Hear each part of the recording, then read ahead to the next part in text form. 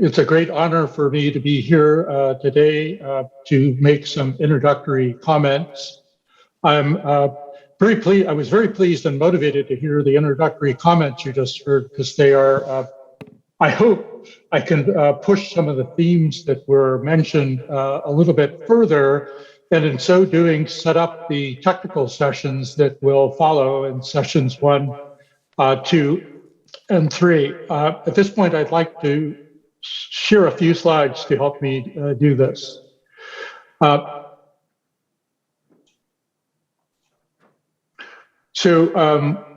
going to try to talk about the role of technological, behavioral, and institutional innovation in achieving sustainable net zero greenhouse gas emission futures.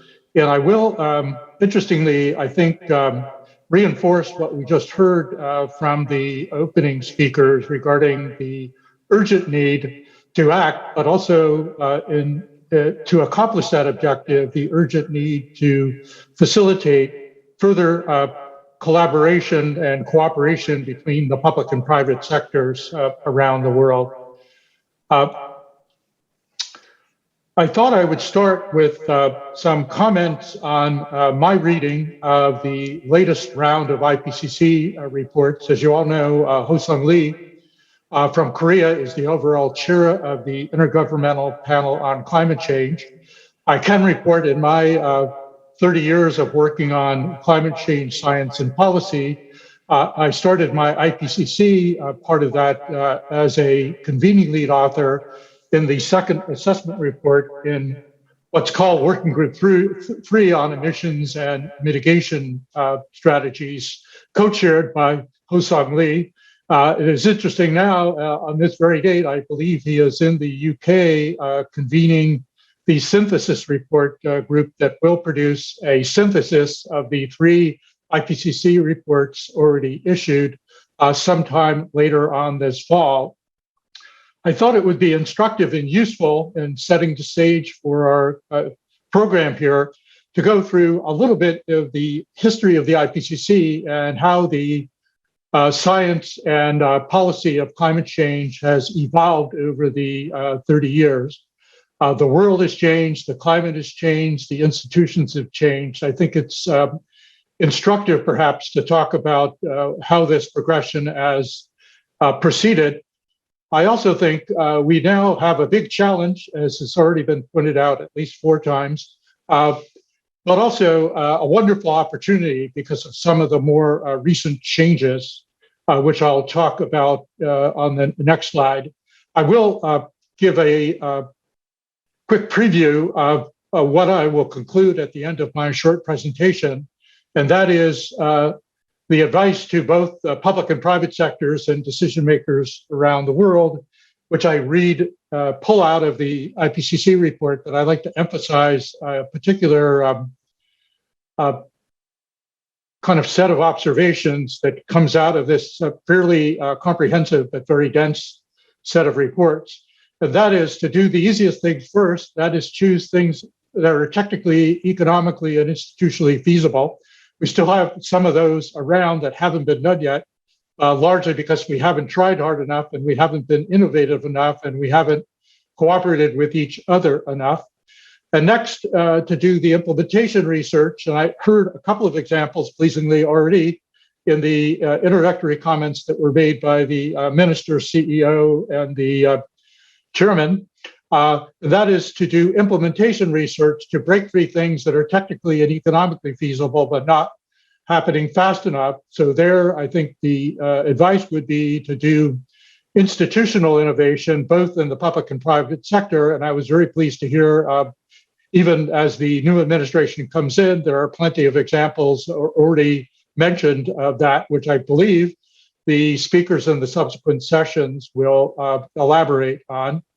And finally, to keep the innovation ecosystem going, a term that's already been used, to do research, development, demonstration, and diffusion enhancing policies for new technology introduction now, before deciding when we need to implement things that are still in the innovation ecosystem, but not yet competitive in the marketplace.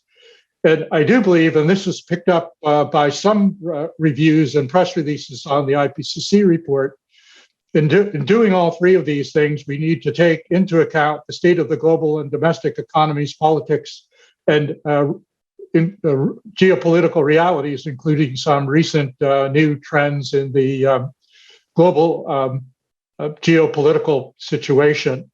But I do think Act First is really important here, that we should stop debating what we'll need to do 10 or 20 years from now and proceed with the things that we know we must do and can do immediately. So here's my little summary of the progression of the IPCC science of climate and climate policy. I've broken it down into a big climate impacts section and 4 areas on the mitigation side. So in the climate impacts area, starting in 1992, which is about when the first IPCC report came out, there was some concern about climate impacts, but they were largely aggregated somewhat dispersionarily to global averages, and they seemed a little bit concerning. By 15 years ago, 2007, we had done a couple of more assessments and the world had moved on, and those global averages seemed more concerning. And by this most recent round and the report published on climate impacts by the IPCC in February, they are even more concerning. But one of the bigger, more pronounced trends is the concern in the background about a few local extremes, mostly extreme weather events. And there was some concern about those things back in 1992, but they were viewed as not zero probability, but fairly low probability events. And we saw a couple of assessments later by 2007 that more and more of these kinds of extreme weather events were being experienced. And now in 2022, as reflected in the IPCC impact report, these are much more widespread and actually much more concerning than global average things.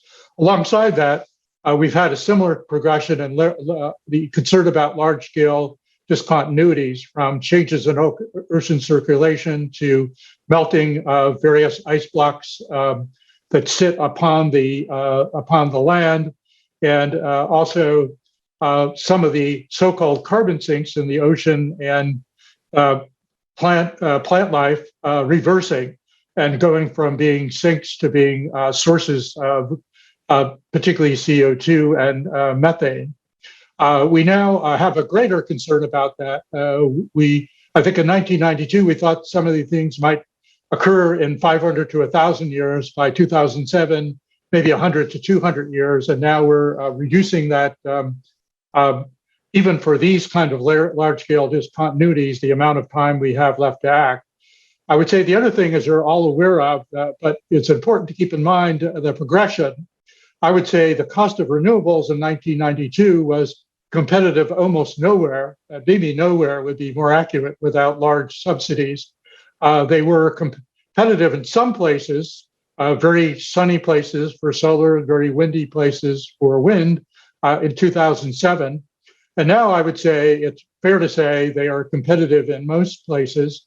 I think this is important to notice the change in this category, because we did have people in 1992 actually saying that solar and wind were almost competitive then. And in fact, having worked on energy security in the 1980s, some people said that solar and wind were already competitive back in the 1980s. And I think that was not true. So I think the public and decision makers may be confused to hear yet again that renewables are a key to the solution to the problems we face. But I think, as I'll show in a second, the IPCC report demonstrates by reviewing and assessing the current literature that renewables actually are competitive in many more places now than ever before, and in many places without subsidies at all. We also heard back in 1992 from some people that energy efficiency was very cheap, the cheapest source of mitigation. And I would say the truth is there were some low cost and easy things to do. There were more things that were harder to do, and we had to get into looking at behavioral indicators to try to get people for whom it would be a good idea to invest in energy efficiency to actually do so. And we saw the rise of social psychology and ultimately environmental economics brought into the discussion at that point. So there were even more energy efficiency options available in 1992, but some of them were very hard to realize. And now by 2022, we add the low cost of those options to the ability to design a behavioral, say, advertising programs to get more people to adopt them, say EVs, which now have electric vehicles, which now have characteristics that could go well beyond what we're seeing currently from fossil fuel-based internal combustion engines. But we are also seeing a push towards, and I think Korea is particularly expert in this, even lower cost options that could be brought by integrating across industries and industrial processes. And even in the transportation and building sector, looking at these issues as whole building systems or whole vehicle systems or whole industry or industry group sessions. We also saw back in 1992 some interest in what we might call natural sinks in the carbon management side. And that was basically at that point, don't chop down trees or burn down trees, grow trees, and a little bit of exploratory development on things like carbon capture, and a little bit later with sequestration. We've now added in 2007 terrestrial sinks where we could think about other plant life storing carbon, including subsurface soils in 2022, which is quite a large repository of carbon. And if we maintain those and strengthen those, some of those are even close to market now. Finally, grid integration, which is important for integrating into the grid large quantities of renewable energy, did not get much attention because the incidence reality of renewables in 1992 was quite low. It became an emerging concern in 2007 as the cost of those technologies got closer to market. And now, as we need to go very low with greenhouse gas emissions, and renewables is a major element of any plausible solution, I would argue, it's now viewed as a critical constraint on the transition, needing much in need of systems control and low-cost storage development, something that you'll hear about in session 2 here today, I predict. So just to review, just a few figures from the latest IPCC report. I've pulled out here the trend in photovoltaics cost and the trend in battery cost for passenger vehicles. I could mention, but won't have time to mention, that offshore wind was almost competitive in some places way back in 2000 and more so now. Offshore wind and concentrating solar power somewhat similarly. I would say, though, there's still a little bit of a challenge in interpreting the two boxed items on the extremes, particularly the photovoltaic one.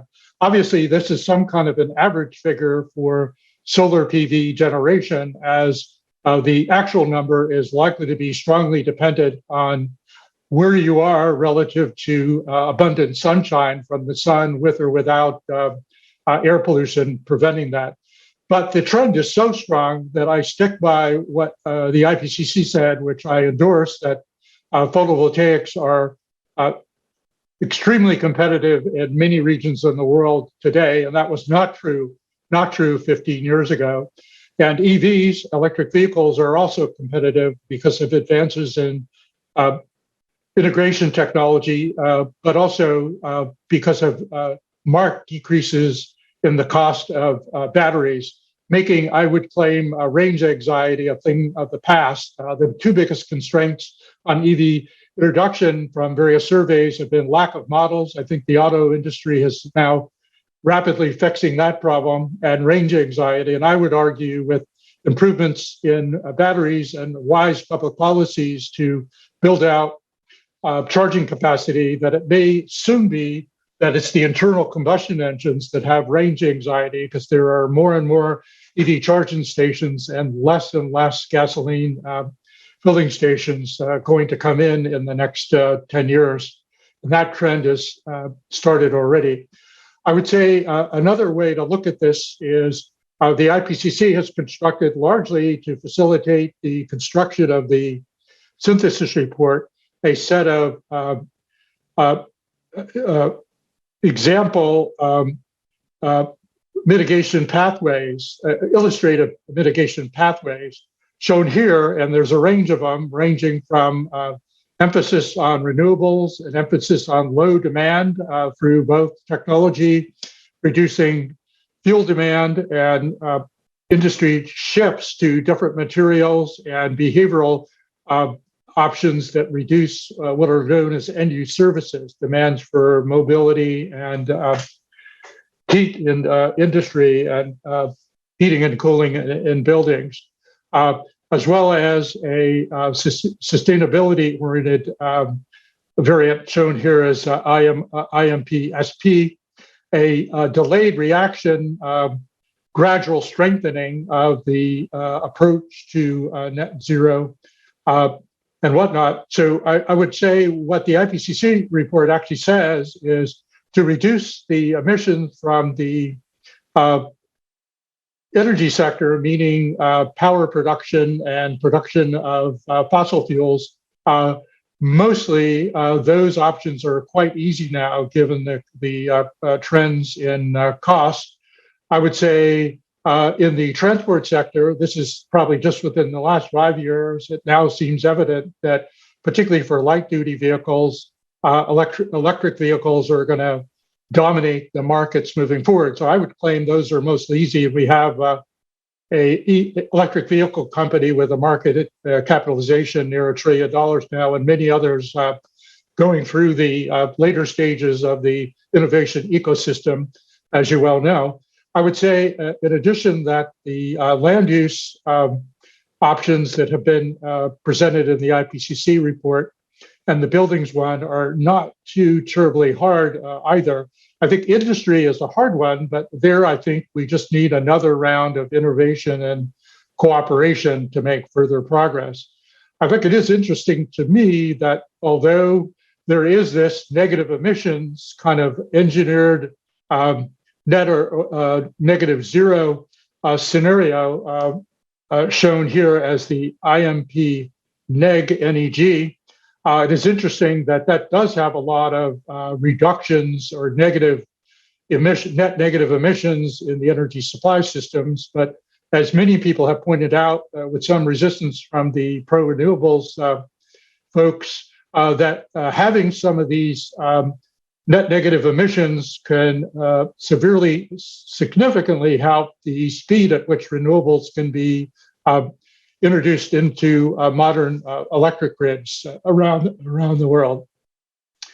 So I think, as was the case during the Obama administration in the US, and I'm sure it's true in Korea, it does seem like an all the above strategy is good, and we ought to pursue aggressively things that are already close or at market prices to avoid further economic disruptions and keep the ecosystem going to get these things that are a little bit more distant, like CCS and direct air capture, even kind of moving. Hydrogen economy has already been mentioned as a great example of something that could be used to both store excess electricity production from solar in some jurisdictions, but also as a transportation fuel for, say, heavy duty vehicles at this point in time. I won't spend too much time on the impacts side, but having watched the 3 or 4 last IPCCs, this has gone from a focus, as I mentioned before, on a set of not well understood sectors and average impacts to extreme outcomes for many other impacts, including dominantly extreme weather events that affect individuals and companies now through supply chain disruptions. And the last couple of rounds of IPCC has preferred to adopt a risk framing for this, where you have certain populations that are vulnerable because they do a lot of their work outside and don't have the resilient infrastructure or the resources to quickly adapt. And they then, because of climate change, get more exposed to hazards and therefore are more vulnerable. And we need to look at this area by area, sector by sector, to see the populations and industries that are most at risk, rather than trying to average everything together. And these systems are all interrelated: the kind of ecosystem systems, the human system, and the infrastructure, the climate system, and the human infrastructure. That can often be used to help adapt. And here I have the progression. I was actually involved in the third assessment report, which put together the so-called burning embers diagram, looking at the various causes of concern, not just aggregate economic impacts here, but distributional impacts, extreme events like extreme weather events, unique and variable systems, and large-scale discontinuities. The color coding in this, since we started this 30 years ago, or 20 years ago in this case, has gotten much more ominous, where the dark colors, which are very high impacts, have gotten and been associated with lower and lower temperatures, which is why there's so much interest now in 1.5 degrees or 2 degrees, with the option to go down to 1.5, and more recently, theme of this conference, net zero, which kind of can get you down to 1.5 or even lower fairly quickly. I would say the new thing in the IPCC, as I indicated, is this bar here has gotten a lot darker at a lot lower temperatures. But I would say we all know in both our countries and elsewhere, the concern now about this proliferation of very destructive extreme weather events, be it typhoons, hurricanes, extreme drought, extreme flooding, coastal damage, or more recently in some jurisdictions, wildfires. And I would say in that instance that we are increasing our skill, which didn't exist, I would say, even 10 years ago, to relate these extreme events to climate change and other sources. The attribution is very challenging to do analytically, but the skill is increasing rapidly and is pointing in the direction of even further increased concern, which is what you're picking up in the IPCC report. So my last major slide is on research priorities. So behind this kind of program of acting now and doing the easy things and preparing to act later for things that require, say, a little bit of additional research and development, or demonstration plants, or incentives to get them into market, the two sides of the so-called valley of death. I've kind of traced the progression of what we need to focus on now in terms of the kinds of things we consider. And I'm also including in here things like new business models as being something we need to develop, and even research how to adopt public policies to make it more rewarding for companies to develop new business models for introducing very clean tech technologies. So just to skip to the chase, what I think now in 2022, this year, we need to do is we need to research on how to adapt and particularly finance adaptation in the climate impact side. In the renewable side, I think we need to continue to develop for particular jurisdictions where there either is less sun and wind and or a less favorable geopolitical environment.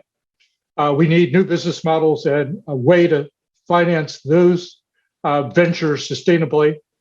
In energy efficiency, we need even to get them to be even more low cost with system benefits included, which I do think also is going to require new business development and sustainable finance methods as part of that portfolio.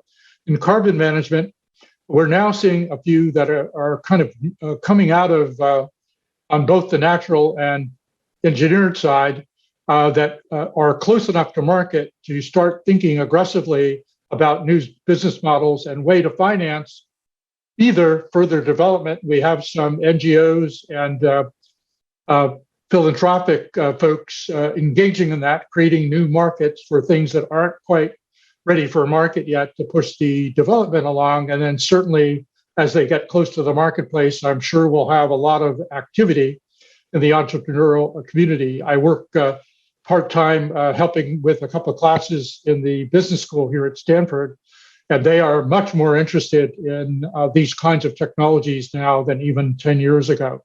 So they are literally developing new business models to capture soil carbons and carbon capture and sequestration trends. And then finally, in the grid integration area, we could look particularly for developing country applications at distributed resources, more greenfield-ish, since there is no big electricity grid in many of these regions. But we also need to be innovative in actually not only thinking of, but developing the policy for and business models for demand response, and finally storage. And we've got to figure out ways to finance all three of the above.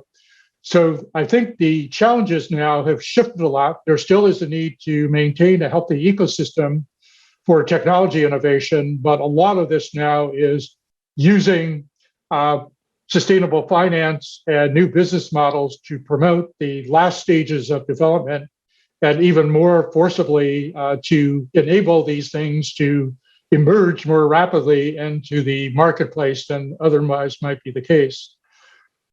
So in conclusion, the highest priority action areas I see, which I think are the topics of the next few sessions, fortunately, are more thinking about how to do sustainable finance. And there, the watchword, I think, is going to be, how can we leverage public action, regulation, and financing into private financing? How can we use a little bit of well thought out incentives and public financing to leverage massive amounts of financing available in the private sector? Similarly, for entrepreneurship, we need new business models for technological innovation still, but even more so for behavioral innovation, where you have things that are technical and economically feasible that haven't been implemented as rapidly as we like. And then finally, and I was very pleased to hear the early examples in the introductory session on institutional innovations in both the private new markets, in both the private and public sector, and new sets of incentives. I do think we need to not forget the success we've had over, I actually have a book criticizing and critiquing Clean Tech 1.1 and 1.0 and 2.0, arguing that some of the things that have now happened needed to happen. And we have seen RD&D progressing, the emergence of accelerators like ARPA-E at DOE here in the US, the Breakthrough Energy Ventures Fund, which is a private consortium funding that. And we see the venture capital community moving towards what is now called impact investing, taking the money from people who have money to invest, interested in big social problems, and basically giving it to people who are expert in thinking through these kinds of new business models and technology and behavioral innovations that the entrepreneurs are coming up with.